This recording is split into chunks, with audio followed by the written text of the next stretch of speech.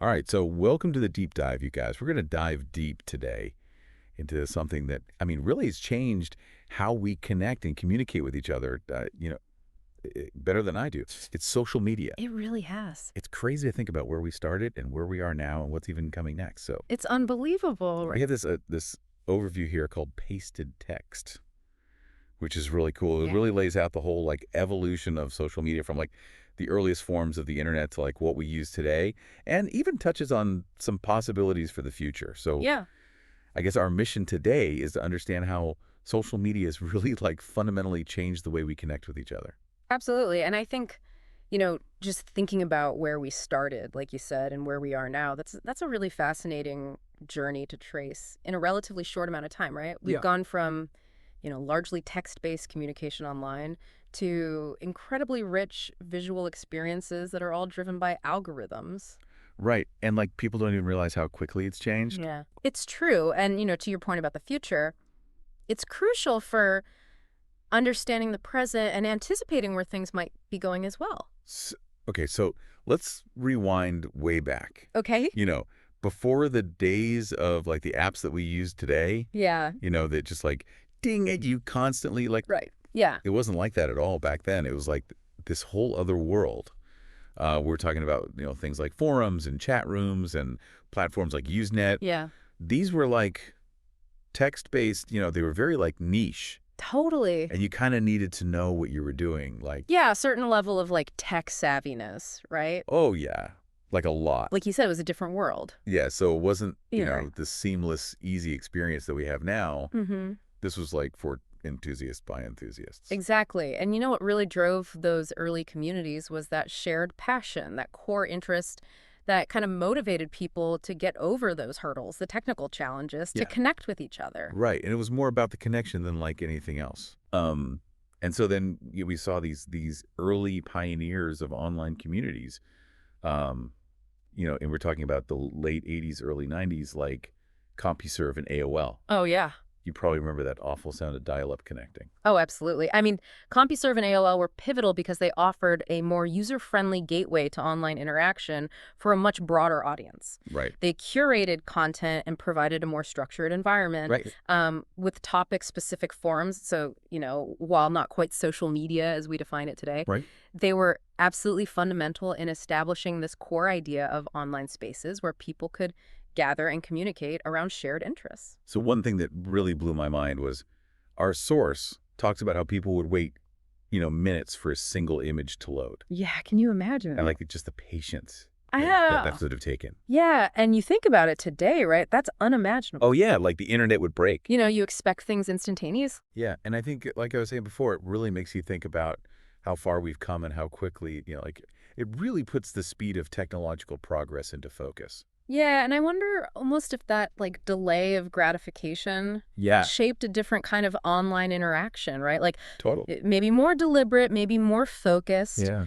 um, less prone to that rapid fire fleeting nature of some of the platforms today. Right, and then, early 2000s, MySpace explodes onto the scene. Oh, yeah. And this was the first time we really saw a mainstream social media site, I feel like. I think so. And those customizable profiles, I mean, Oh my God. remember the glitter? The auto-playing music? It was like a digital canvas I know. for self-expression, and it was on a scale that we really hadn't seen before. Right, and you're right. It was like a digital canvas. It was this is my space. Exactly. This is who I am, and I'm going to put it all out there. Yeah. MySpace was truly revolutionary in how it democratized online identity. Yes. It was the first time a vast audience had the ability to personalize their online space and connect with a far wider range of people beyond their immediate real-life circles. It's like the internet became more human. Exactly. And I think that's what MySpace really brought to the table. It Yeah. was no longer this techie thing. It was this is for people, Yeah. and this is how people are using it. And it tapped into that fundamental human desire for self-representation and a sense of belonging Totally. in a completely new way. So pasted text points out that bands like Arctic Monkeys and Panic Yeah, at the disco gained a lot of momentum because of MySpace. that's right. And they really use it to their advantage, to connect directly with fans. Absolutely. And it bypasses some of those traditional gatekeepers. Yeah. of the music industry. So it was a Yeah. great example of like the disruptive power of social platforms in the media landscape. Right. And it really foreshadowed the creator economy that we see as such a significant force today. So here's a crazy thing. Pasted Text mentions that at its peak, MySpace actually had more users than Google. Wow. It's crazy to think about now because we think of Google as like this behemoth. Like everything, right? It's everything. Yeah, it's like the internet itself, It basically. is, yeah. But yeah, MySpace at one point had more users. Yeah. So what happened? That is the million-dollar question, right? Ah. There were a number of factors that led to MySpace's decline. Our source mentions a few. Right. First of all, the interface became very clunky and overwhelming. Yeah, I remember it got like really. It was a lot. Yeah, it was like hard to navigate. Hard to navigate. Yeah, exactly. And, web design at the time was evolving, so Okay.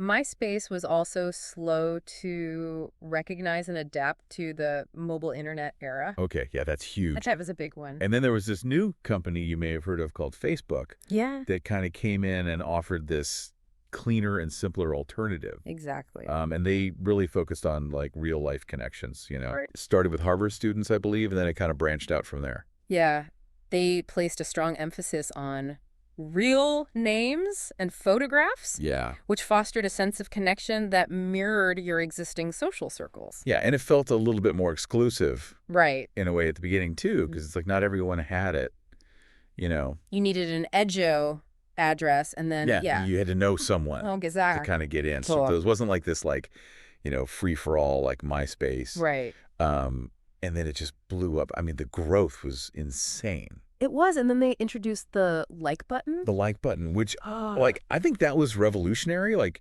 I don't think anyone had really thought about that before. no, and it was simple, but so effective. So effective. Yeah, And the news feed, yeah. which like I can't imagine not having a news feed now, but like someone had to come up with that. I know, it's crazy to think about how revolutionary that was at the time. Totally. It shifted the user experience from browsing individual profiles to engaging with that dynamic stream of information. Right. And the like button is just, like you said, simple. But it was this perfect little way to like validate someone. Absolutely, and to amplify content, which Yeah. was huge. And then they acquired Instagram and WhatsApp. Right. And that just made them like, this massive company. They solidified their position Yeah.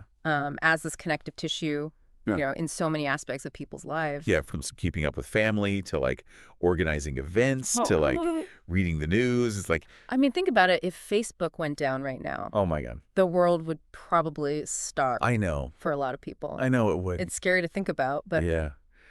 So then we have Twitter, which is like this totally different approach. yeah. Right? They really focused on like brevity. Yeah. There's these short messages called tweets that were originally limited to 140 characters. I mean, can you imagine having to say everything you need to say in 140 characters? I know it's like a haiku almost. Yeah. But it really worked. Yeah. It was all about like what's happening right now. Yeah. Real-time communication, public discourse. Yeah. I mean, that character limit was a constraint, but it actually forced users to be incredibly succinct, and it facilitated the rapid dissemination of information. Yeah. And I think that's what made it so good for breaking news and live tweeting events and like, talking to public figures. Absolutely. Yeah. I mean, think about major events, right? Whether it's political developments or natural disasters, Yeah. significant cultural moments. Twitter was often the primary platform for immediate reactions, Yeah. eyewitness accounts shaping the narrative. Totally. The sheer speed and public nature of the platform really distinguished it from the more private, connection-focused interactions. Yeah. And it's funny because now Twitter isn't even Twitter anymore. It's called X. I know, it's so strange. It's like they just threw out their brand. Yeah, it's weird. But it's a significant shift, and it's definitely sparking a lot of debate about the platform's future and identity. Yeah, what are they even trying to be? It's hard to say. I don't know. We'll see. So then we have Instagram, which at first was just photo sharing. Right. And it was all about like this visual aesthetic and, Yeah. they had those early filters. Oh, filters. Those were so fun. I know. I remember like choosing which one. I know, right? And it made everyone look amazing. I know. And I think it really helped them gain popularity with younger people. Yeah, they tapped into that deeply ingrained visual nature of human communication. Yeah. The filters made mobile photography more accessible and arguably more artistic. Yeah, you felt like an artist. You did. Even though you were just like putting a filter on something. Yeah. But of course they didn't stay just photos. They evolved to have stories and reels, which are like short form videos. Yeah, they saw where things were going, Right. right? And now they have a huge emphasis on e-commerce and influencer marketing. Yeah, it's crazy. It's like a whole shopping platform now It too. is. It's a powerful marketing and sales channel. Yeah. And then speaking of short form videos, that seems to be like the big thing now. Yeah. We have TikTok, Which is everywhere. which is everywhere. I don't know how they did it, but like their algorithm is so I good. know, right? It's almost scary how well it knows you. It's scary good. It is. And that's what I think really set them apart. It's like it knows what you want to see before even, what you want to see. Yeah, it disrupted the traditional social graph model that many earlier platforms relied on. Right. Unlike platforms that show you content from accounts you actively follow, Right. TikTok excels at showing you content that is incredibly tailored to your interests, even if it's from creators you've never encountered before. Yeah. It's personalized and super engaging. And like the effects of it have been huge. Like viral trends seem to come out of nowhere. Absolutely overnight sensations. New creators are like just popping up left and right. It's changed everything. Now every other platform is like, oh crap, Now we need short form video. we need short form video. Yeah. But yeah, TikTok really underscored the immense power of these sophisticated algorithms in driving user engagement Yeah. and shape in online culture. And we should mention that it's not just these big platforms. Right. We have Snapchat, LinkedIn, Pinterest. Yeah. Each caters to a different need and a different audience. It's true. It's a diverse ecosystem, and each platform cultivates its own unique user base and serves a different purpose. So what about the future? I mean, where do we go from here? That's the big question, right? Well, Pasted Text talks about some really interesting possibilities, like Okay. decentralized platforms, which Oh. could be really cool, Okay. and increased focus on user privacy and data security. Which is like, So important right now. yeah, like a big concern. Totally. And the integration of technologies like AR and AI, which is like mind-blowing. I know. It's really exciting to think about. I mean, who Yeah. knows where we'll end up? And then there's this crazy idea mentioned in our source. It's called Mysterious Fact 2, which is like, just the name is kind of like, what is this? I'm intrigued. So basically, some researchers believe that in the future, platforms might be able to integrate directly with our brains What? through neuro interfaces. Like straight out of a sci-fi movie. I know it's like, it's crazy, but it's like, is it that crazy? I mean, it's definitely in the realm of speculation right now, but Right. the very idea raises profound ethical and societal questions about the future of human communication and consciousness itself. Yeah. I mean, it's like, It's huge. it's huge. Yeah. It's like, what does it even mean to be human at that point? I know, right? But, it's a fascinating thought experiment. It is. So we've come a long way. It's been quite the journey It has. from text-based forums to like what we have now, which is like, Unbelievable. yeah. It really highlights both the incredible potential of these technologies to connect people across the globe, but also, the challenges that we have to think about. Yeah, like digital well-being, privacy. Yeah. And like, what does it even mean to be human? Totally. Like we were saying before. It's crazy. So we want to leave you with one final thought, something to think about. Okay. Which of these platforms has had the biggest impact on you? And where do you think social media is going in the years to come? That's a great question to ponder. Yeah, thanks for taking this deep dive with us. Absolutely. This was fun. Yeah, I'm glad you could join us.